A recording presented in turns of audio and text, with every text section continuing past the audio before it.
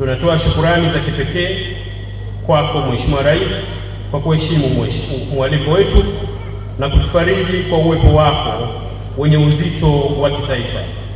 Tunashukuru wageni wa kitaifa na kimataifa ambao wamehudhuria, watoa mada, wanakamati na maandalizi, washiriki wote wa kongamano hili kwa nafasi yenu mliotupatia siku hii ya leo.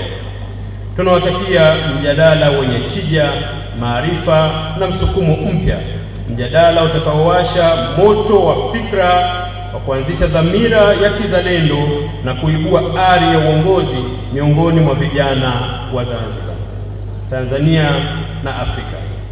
Kwa wasomi wa vyuo vikuu, kwa wanazuoni wote mliohudhuria na wale ambao mnatufuatilia kupitia vyombo vya habari, kongamano hili liwe daraja ya mabadiliko, chemchemi ya mshikamano na mwanga wa matumaini kwa kizazi cha sasa na kijacho. Mheshimiwa, nimepewa salamu nije nizilete hapa na jumuiya ya vyuo na vyuo vikuu kwamba wanatambua kazi walionayo ya tarehe 29 Oktoba, na nitasema kama ambavyo wao wamesema kwamba 2025 tarehe 29 Oktoba wanakwenda kumaliza kazi kwa kutiki na kukurejesha tena madarakani ukiwa rais wa Zanzibar na mwenyekiti wa baraza la. Baada ya kusema hayo, niwashukuru sana tena na asanteni sana kwa kunisikiliza. Nawakaribisha sana wote Chuo Kikuu cha Taifa cha Zanzibar, kichocheo cha mabadiliko ya jamii. Mheshimiwa mgeni rasmi, baada ya salamu hizo, nichukue fursa hii sasa ya kumuita kwenu mwenyekiti wa Kigoda cha Sheikh Abeid Amani Karume ili naye aje atoe salamu zake. Mwenyekiti wa Kigoda, karibu sana. Mheshimiwa mgeni rasmi na Mheshimiwa mama yetu Mama Karume,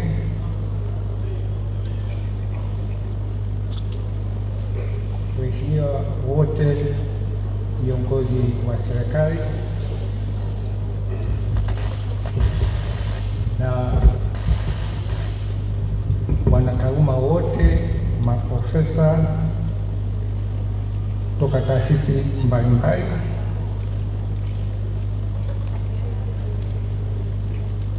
ndugu yetu Profesa Lumumba na Profesa Regoshola na Dr. Masebo, watoa mada, viongozi wa utawala wa vyuo vyetu, wanafunzi kutoka taasisi zote, viongozi wa dini, waalikwa wote, mabibi na mabwana, na wasalimu kwa jina la Jamhuri ya Muungano wa Tanzania. Na muomba Mungu sana atupe baraka wote tuliopo hapa. Nami nachukua jukumu langu kubwa kuwakaribisha katika kongamano hili kama mwenyekiti au nyagoda wa Kigoda hiki. Kwa hiyo natakieni kongamano jema, na kabla sijawakaribisha hivyo rasmi, na mambo matatu ya kusema. Mheshimiwa mgeni rasmi, naomba haya mambo matatu nitakayosema unisaidie kuwasilisha kwa Mheshimiwa Mwinyi. kwanza ni swala la uchaguzi. Nampa pongezi nyingi Mheshimiwa Mwinyi kwa kuteuliwa na chama chake, Chama cha Mapinduzi, na mimi ni mwanachama, na namtakia na namhakikishia kwamba Watanzania na Wazanzibari wana imani kubwa naye, na pamoja na kwamba uchaguzi siku zote si kitu rahisi, ni mapitio magumu, lakini namhakikishia kwamba Watanzania, Wazanzibari na Mwenyezi Mungu wana imani naye na atapita uchaguzi huu.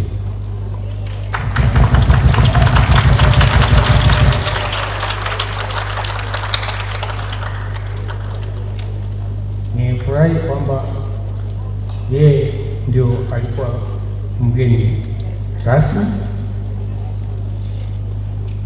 na moja ya lengo lake kubwa ni kufanikisha kigoda hiki cha Karume, kigoda cha ukombozi na maendeleo.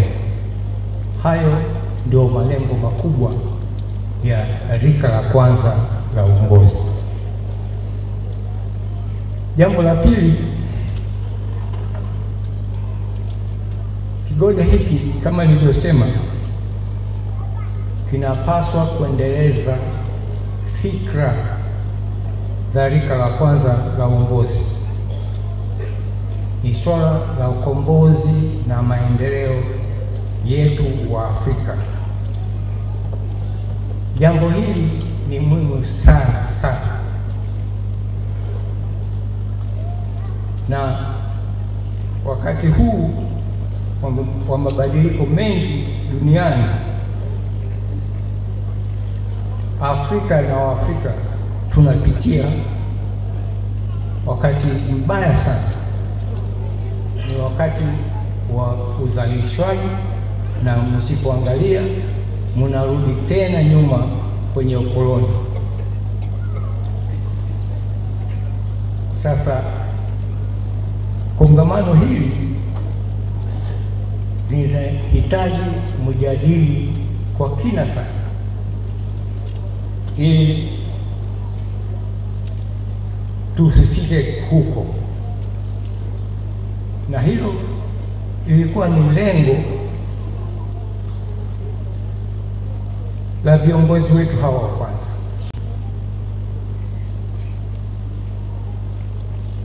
Na ndiyo maana Tanzania imepata heshima kuwa makao makuu ya ukombozi, na hilo lilifanyika kwenye mkutano wa Papumeka Mwanza Septemba 17 mpaka 20, na Mzee Karume mwaka 58. Mzee Karume alikuwepo pale Mwanza, Babu alikuwepo pale Mwanza, na Zanzibar ilikuwa ni nchi ambayo ina msafara wa watu wengi kuliko nchi zote za Afrika. Toka Zanzibar watu walikuwa 7. Sasa mkitaka majina, humo kwenye hotuba nimesema tafuta source hii, mtapata majina yote. Sasa hapo ndio walipokuja na katiba ambayo wengi siku hizi kwa mitazamo yao wanapotosha, lakini huo ulikuwa ni mkutano wa vyama vyote vya ukombozi, sio mataifa yaliyokuwa huru.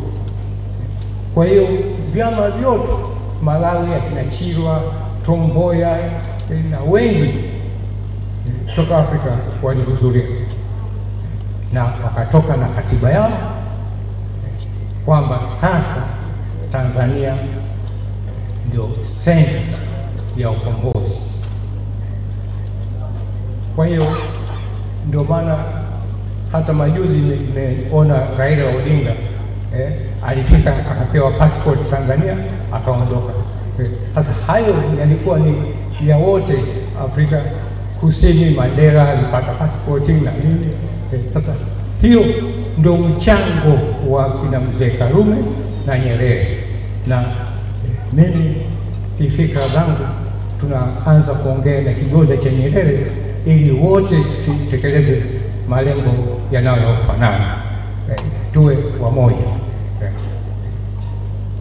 Jambo la tatu, nikizingatia hilo, ndio maana tuna mjadala hapa,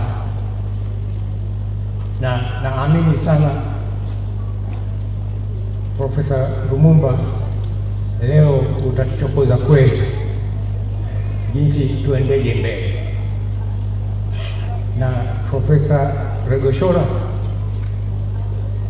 somo ambalo sasa hivi duniani linaongoza, kwa sababu matatizo makubwa ni matatizo ya usalama wa binadamu, human security, ni somo la sosiolojia ambalo ndio Profesa Regoshora. Kama hatuwezi kutatua matatizo ya watu, tunasema hopelessness, hamwezi kuwa na taifa salama hata siku moja. Hiyo itakuwa ni porojo, ni ndoto. Kwa hiyo ndio maana profesa yuko hapa. Lakini Dr. Maseko ni mkurugenzi wa mafunzo Chuo cha Taifa cha Ulinzi. Masuala ya usalama yote haya yeye anapaswa ayajue, na masuala hayo ni haya ya ukombozi na maendeleo. Kwa hiyo naye nategemea kwenye mjadala huu atatoa mambo mengi, lakini swala kubwa sana ni moja, na naomba sana Mheshimiwa Mwinyi aliangalia sana. Tatizo kubwa sasa hivi Afrika ni ombwe la uongozi. Profesa Lumumba analijua sana, lakini sio swala la kuzungumza tu, ni jinsi gani tutakwenda mbele. Mimi binafsi nasikitika sana, nimefundisha viongozi toka 85. Hapa Zanzibar nilifika 86 Maisara chuo cha chama, 85 mpaka leo. Viongozi wa serikali, viongozi wa taasisi, viongozi wa sekta za ulinzi, usalama, upelelezi, viongozi wote. Lakini tatizo hilo bado lipo kubwa sana sasa. Na kabla sijaja hapa nilikuwa na Uongozi Institute, waliniita mwezi wa 9. Malalamiko ni makubwa sana,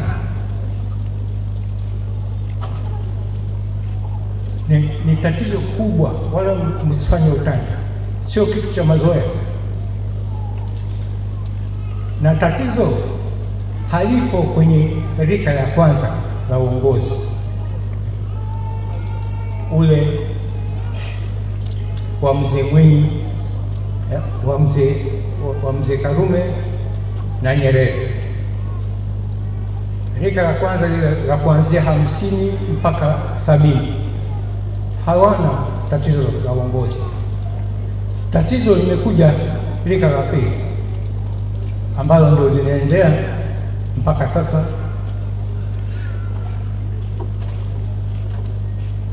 na sasa tunataka kujenga kizazi kipya cha uongozi, rika la tatu. Mara zote nawaambia wenzangu, msiwalaumu hawa viongozi waliopo sasa hivi. Si walaumu kabisa, ni viongozi. Viongozi hawa hawajapata mafunzo ya uongozi. Niwaambie, huo ndio ukweli. Viongozi wote walipo sasa hivi hawajapata mafunzo ya uongozi. Vyuo vya uongozi vilifungwa toka 90. Sasa mnawalaumu. Na mimi nimetengeneza mihutasari mitaala ya vyuo vyote vya uongozi. Chuo cha mwisho sasa hivi nimemaliza cha polisi. Nimetengenezea mtaala wa bachelor ya police science. Wameanza mwaka huu wanafunzi 108. Lakini vyuo vyote, chuo cha diplomasia, chuo cha Kibaha, chuo cha NBC, vyote nimetengeneza. Najua matatizo ya hiyo makubwa. Sasa kama hatuwezi kuandaa hawa rika la tatu, itakuwa ni tatizo kubwa sana, na ukoloni utarudi tu kwa njia tena mnayofurahia. Kwa hiyo naamini wasikiaji mada leo watatuonyesha jinsi ya kwenda mbele. Na mimi nimeshakabidhi serikali hii mara nyingi. 89 wakati Mwalimu yupo, nilikabidhi mkakati jinsi ya Tanzania kutoka kuchanganya ubepari na ujamaa. Mwaka 2022, miaka 10 ya NDC, nimeikabidhi kuu strategy. Kwanza ujamaa, ubepari brigade. Mwizeni waziri wa ulinzi wanayo hiyo. Sasa bila kuwa na model ya kutoka hapa, mtakuwa mnafanya porojo. Sasa namshukuru Mheshimiwa Mwinyi kwa kuandaa kongamano hili, na namwomba sana akiingia kipindi cha hiki cha pili wakadhani sana kuandaa rika jipya la uongozi ili Tanzania na Afrika iwe salama. Asanteni sana na karibuni sana.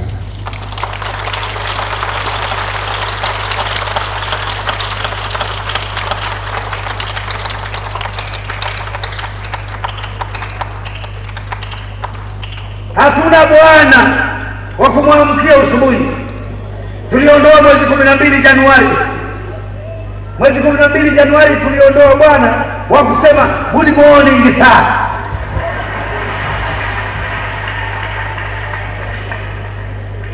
Asante sana mwenyekiti wa Kigoda Profesa Mihanjo, tunashukuru sana kwa nasaha zako. Ninaamini watu watakuwa wameyachukua, kwa maana kwamba kuna uhitajika kuwe na vyuo maalum vya kuweza kuandaa viongozi.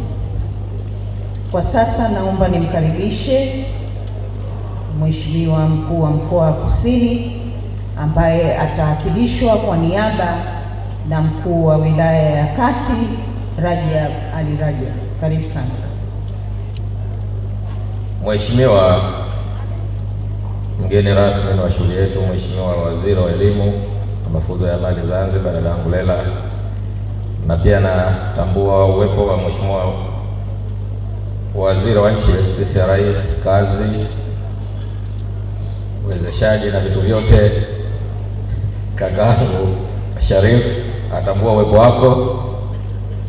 Mheshimiwa Makamu Mkuu wa Chuo Profesa Mohamed, waheshimiwa wakuu wa wilaya waliokuwepo, natambua uwepo wa Mheshimiwa Mkuu wa Wilaya Kusini kakaangu Othman, na Mkuu wa Wilaya ya Magharibi B kakaangu Amuri Manga. Karibuni sana Wilaya ya Kati, karibuni sana Mkoa wa Kusini. Katibu Mkuu wa Wizara ya Elimu na Mafunzo ya Amali Mwalimu Hamisi, mwenyekiti wa Kigoda Mzee Karume, viongozi wetu wa dini mliopo katika eneo hili, makamu wakuu wa Chuo Kikuu Suza, watoa mada, wachambuzi wa mada zetu za leo, wageni waalikwa, lakini pia nafahamu uwepo wazee wetu. Nimemwona mama yangu Mama Fatuma Karume, nafikiri kwa kuwa tunazungumzia leo kwenye kigoda hichi, nafikiri naye kajikongoja akaona bora awepo. Mamangu, tunakushukuru sana na tumpigie makofi sana kwa kufika kwake.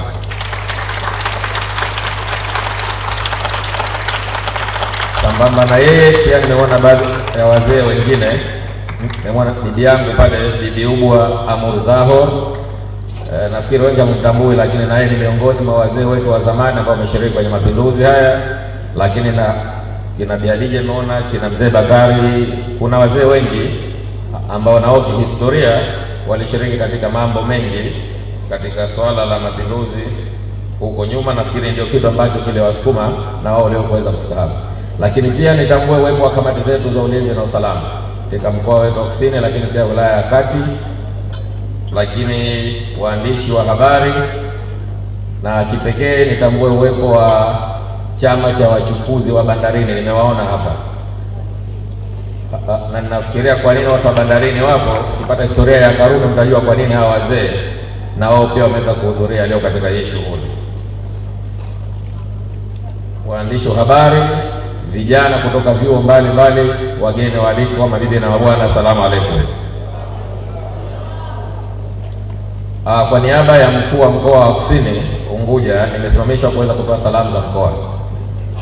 Katika salamu zetu tutakuwa tuna vitu viwili vichache. Kwanza, kuwakaribisha katika mkoa wetu wa Kusini ambapo kongamano hili linafanyika. Karibuni sana. Tunajua tuna wageni kutoka katika maeneo mbalimbali tofauti. Kwa hiyo karibuni katika mkoa wetu wa Kusini. Katika salamu zetu za mkoa tuachie tu kwamba mkoa wetu wa Kusini upo salama sana, na wananchi katika mkoa huu wanafanya shughuli zao zote zile ambazo wamejipangia na hakuna ambaye anabugudhiwa. Na kwenye hilo tunajua tuko katika mwezi Oktoba, tunaelekea katika uchaguzi mkuu. Tupo kwenye kipindi cha kampeni za vyama vya siasa. Kwenye mkoa wetu wa Kusini vyama vyote vya siasa vimeweza kushiriki kwenye kampeni zao kwa mujibu wa ratiba zao walizojipangia wao wenyewe, na tumelifanya hilo kwa kuhakikisha tu kwamba ile falsafa ya Mheshimiwa Rais wetu Dr. Hussein Mwinyi ya kulinda amani ya nchi yetu inaendelea kwenye kipindi cha kampeni, lakini pia kwenye kipindi cha uchaguzi, lakini na pia baada ya uchaguzi. Mheshimiwa mgeni rasmi, naomba tufikie salamu zetu kwa Mheshimiwa Rais kwamba mkoa wa Kusini upo salama kipindi hiki cha kampeni, na utakuwa salama siku ya kupiga kura, na utakuwa salama baada ya upigaji wa kura. Tumejipanga vizuri kuhakikisha kwamba wananchi wetu wanashiriki zoezi la uchaguzi mkuu kwa salama na amani, na hakuna mtu, kikundi cha watu au chama cha siasa, hata wadudu ambao watakaoweza kuzuia wapiga kura katika mkoa huu wasiweze kutoka kwa ajili ya kwenda kupiga kura zao. Nimesema niyaseme hayo kwa sababu tupo kwenye kipindi cha mchakato wa kupiga kura. Lakini jingine, tuwaombe wote ambao mmehudhuria katika kongamano hili, kila mmoja kwa foramu yake na maeneo ambayo anatoka. Tunajua kuna vijana wa vyuo humu, tunajua kuna wazee wetu ambao wana watoto wao. Tuwashajihishe watu wote ambao wenye sifa za kupiga kura waweze kujitokeza kwa wingi kwenda kupiga kura yao kwa amani. Tunachohitaji ni amani ya nchi yetu, kwa sababu haya mazuri yote ambayo Profesa Makamu Mkuu wa Chuo amekuja kuyaeleza hapa yameweza kufanikiwa kwa sababu ya amani na utulivu ambao tuko nao. Kwa hiyo tuchukue message hii kwa vijana wetu mitaani, ndugu zetu, rafiki zetu, tuweze kuwafikishia kwamba tuende tukashiriki uchaguzi wetu wa mwaka huu, tushiriki kwa amani na utulivu. Ukimaliza kupiga kura, rudi nyumbani. Kwa mkoa wetu wa Kusini tumetoa ofa. Kwanza tunaenda kupiga kura asubuhi, tukimaliza kupiga kura watu waendelee na maisha yao kama kawaida. Vijana wa bodaboda wakiendelee kuendesha bodaboda zao, wakulima wabebe majembe yao waende kondeni kwenda kulima, wavuvi waendelee kwenda kuvua, kila mmoja akiendelee na shughuli yake, lakini mara tu baada ya kupiga kura kwa siku ya kura. Na kwa nini tumetoa hiyo fursa? Kwa sababu mkoa wetu uko salama sana. Uchaguzi hautuzuilii kuendelea na maisha yetu ya kawaida ya kila siku. Na niwakumbushe ndugu zangu kwamba uchaguzi ni siku moja, tunapiga kura, halafu yale tuliyojipangia huko mbele ili yaweze kufanyika yanahitaji miaka na miaka na miaka tuweze kufika katika malengo ambayo tumekusudia. Leo tunamzungumzia Mzee Karume hapa na kigoda chake, lakini tunazungumzia hayo kwa sababu yale mambo mengi na mazuri ambayo yameyafanya kwa ajili ya nchi yetu. Kwa hiyo na sisi ambao tupo sasa, hatutakuwa vizuri kuandikwa kwa vurugu na fujo ambazo tunaenda kufanya. Maana ni vyema tukaendelea kudumisha amani na utulivu tulionao ili tuende kwenye uchaguzi kwa salama. Lakini niwahakikishie mkoa wetu wa Kusini uko salama, na watu wote walioandikishwa kupiga kura basi watapiga kura kwa mujibu wa vituo vyao walivyopangiwa, na hakuna ambaye atakayezuiwa, na hakuna mwenye ubavu wa kuzuia mtu asishiriki kupiga kura. Kwa hiyo tuwakaribishe sana Kusini, karibuni sana. Hizo ndo salamu zetu kwa leo kutokana na kipindi ambacho tuko nacho, lakini tunawakumbusha kama tunataka tuendelee na maendeleo ambayo tuko nayo, basi hiyo tarehe 29 Oktoba tusisahau kwenda kuchagua maendeleo. Maendeleo wewe, nikisema maendeleo nafikiri tumeelewana. Asante sana kwa kunisikiliza na washukuru sana.